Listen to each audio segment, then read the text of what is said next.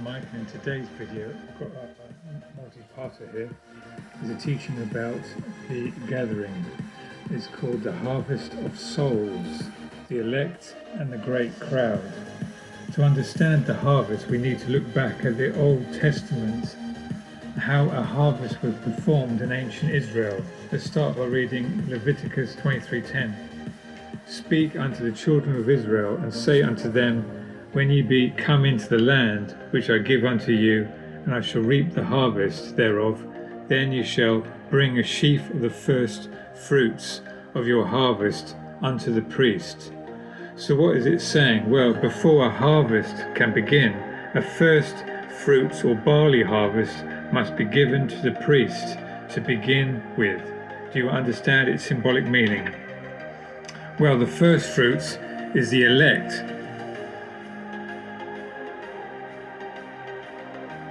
I would want the world to know that we are very, very close. World to know about ascension. I would want the world to know that we are very, very close. And all the people on the inside know this. This is the key of disclosure. We are very close to some sort of energetic shift that the sun is going to do.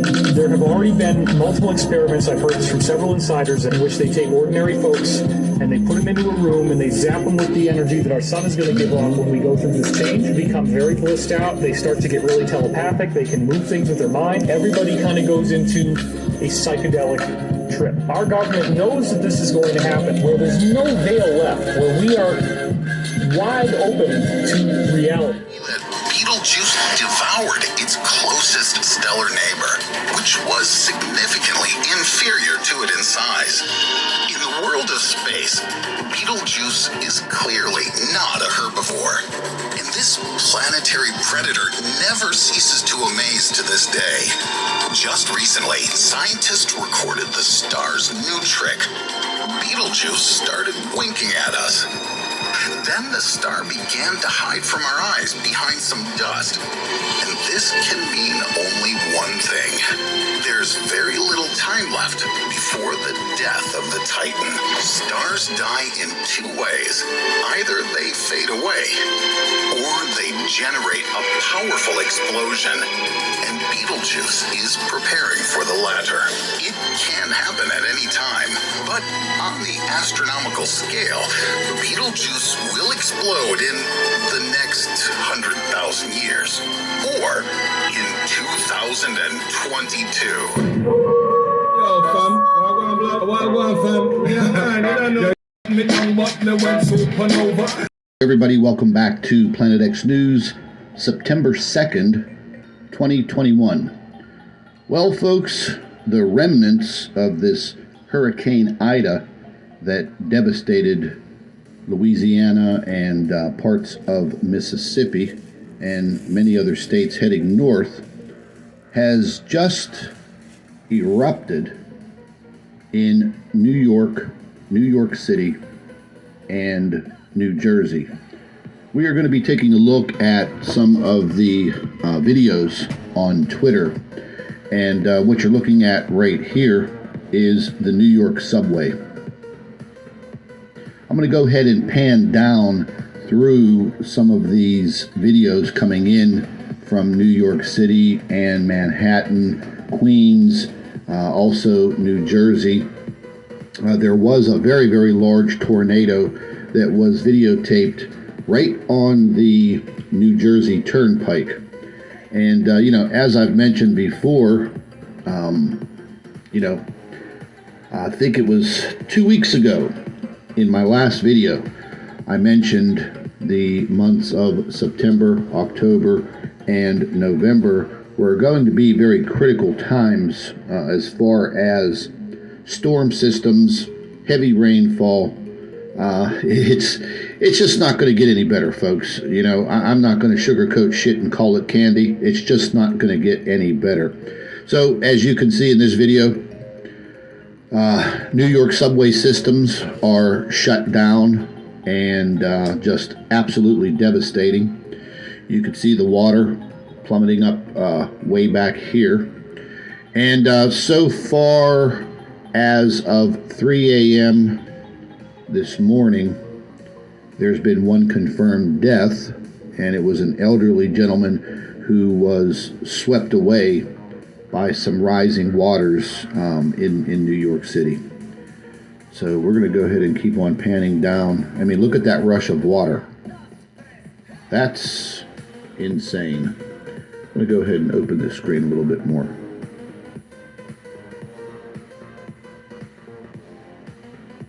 As you can see, this is Brooklyn.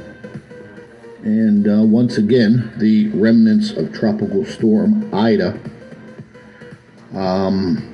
Just devastating, folks. I spoke with a friend of mine who lives right across from the city of Philadelphia, right over the border in New Jersey, Mount Laurel, New Jersey. And she said that they got a lot of rain, but not as much as they did just a few miles north of where she's located. And that was the actual difference in getting, catastrophic flooding rain. Now, here where I live in Pittsburgh, Pennsylvania, we saw very, very heavy downpours in the middle of the night yesterday. And then the heavy downpours kind of tapered off to this just continual rain. And it did not stop until about 5 o'clock in the afternoon. A lot of our rivers, we have three main rivers here in the Pittsburgh area, the Monongahela and the Allegheny rivers meet in downtown Pittsburgh to form the Ohio River. The Ohio River then flows over to the Mississippi. So all of the floodgates are open in the locks and dams, but they are regulating it so they do not flood all of the communities downriver. The Monongahela River flows north. The mountains are south of us. All of that rain that is down in the mountains will then flow into all of the tributaries and then into these other rivers, and they will make their way all the way down to the city of Pittsburgh at that confluence of the two rivers. They call it the Point. So I'll be checking that out here shortly, but this situation in New York is just catastrophic. And New York City, Manhattan, it's not very far above sea level. And I've mentioned this many, many times before, that New York City, in Manhattan, they are ticking time bombs for catastrophic flooding, especially in the subway systems. A lot of the electrical systems in the subways are old. They will short out immediately. You can easily strand tens of thousands of people instantly. And, like they say, pictures are worth 1,000 words, and you're seeing video. So look at this guy. I saw this video earlier. I guess this is one way to relax and just take it in. Find yourself an alleyway in between your apartment buildings. Grab your bong, it looks like I think this guy's smoking. And grab yourself a raft and a drink and just deal with it. That's what this guy's doing. Typical New Yorker. Gotta love him. Here are some photographs right here. You can see a massive surge of water. My God, I believe, where is this? It's in, okay, this is in the New York City subway. Wow. That looks like whitewater rafting. Let's take a good look at that. Holy hell. Yeah. Not looking too good. I guess that is a stairwell. These are people literally right there on the train. Holy hell. One more photograph here. I guess this is taken from an apartment building. Literally lakes forming in New York. This will give you a good perspective of how high the water is. When the water levels are just about at the window level of a car parked on the street, Well, that will give you a good indication of how high the water is. So by looking at this, well, you could easily say the water would be pretty close to waist high, depending on how tall you are. So you're looking at probably about a good 24 to 30 inches of rain, maybe a little higher, maybe 36 inches of water. And I did listen to one report from one of the city workers, and he was saying that a lot of the drain systems evidently were not maintained or cleaned out, and that could be some of the problems that will occur when all of this water has to drain, because there will be not anywhere for this water to go. So it may take 12 to 24 hours before this water goes down. The rain system is going to be passing by. This is a devastating photograph right here. It says right up here, flooding in New York and tornadoes in New Jersey might be a subtle reminder that we have a gigantic crisis to address that somehow manages to stay hidden behind political distractions and personal denials. Yeah, I agree. And, if you're out and about and you live in this area of New York and New Jersey, you better be very, very careful. This is just devastating. This is obviously someone's apartment.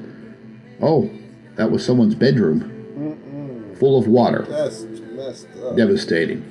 There's a picture of a massive lightning bolt. And, wow. It says, breaking news, flooding has all but shut down New York's subway.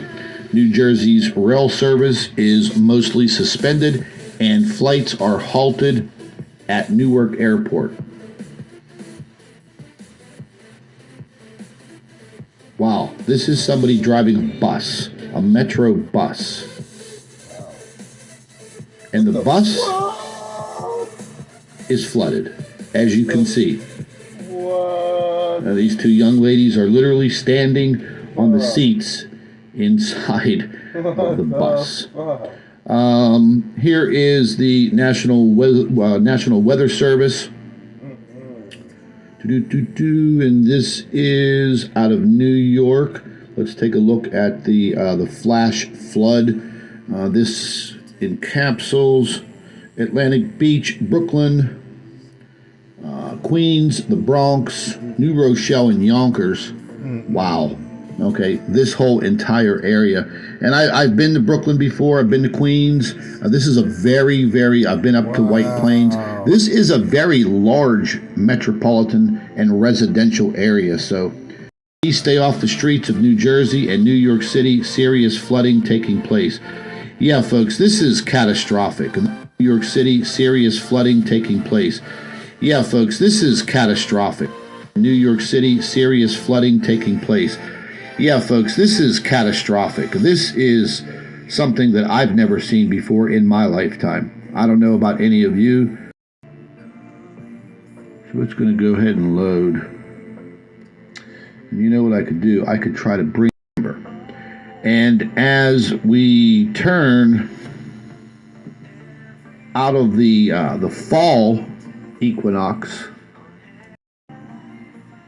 we may see some really, really catastrophic weather formations when you have the warm air moving upward and then this cooler air coming down from Canada with the jet stream, and they're going to collide.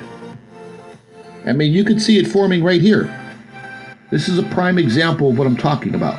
Something occurred, and that server was down, and it was down for several days.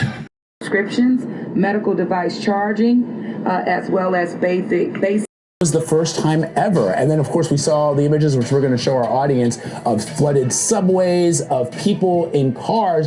I got to tell you, when I looked at some of the images that we saw, for example, out in Bushwick, Brooklyn, I thought, for a split second, it looked like what we've been covering over the course of the last several days in Louisiana. And you don't ever really see that here in New York City. But let's begin with the wildfires, the tornadoes, the flash flooding, and the severe weather that's causing destruction, not just here in New York, not just in Louisiana, but Anne-Marie, this is happening across the country. Wildfires are ravaging parts of the West, especially in California and Nevada, where the Caldor fire has already forced tens of thousands of people to evacuate. But forecasters say strong winds are finally calming down. This will hopefully give firefighters a chance to contain the flames as they threaten Lake Tahoe. Let's take you now down south, where recovery efforts are underway after Ida caused widespread devastation earlier this week. More than 900,000 people in Louisiana still do not have power, and the heat and humidity are refusing to let up. And remnants from Ida have pummeled parts of the Northeast. The system is hovering over New England right now, and Massachusetts is starting to see flooding across the state today. This comes after the storm triggered devastating flooding across the Northeast overnight. Several people have been killed, including a 2-year-old boy. Torrential downpours crippled roads and subway stations across New York City. Dramatic images show water pouring onto train tracks, platforms, and staircases, causing travel nightmares for many people.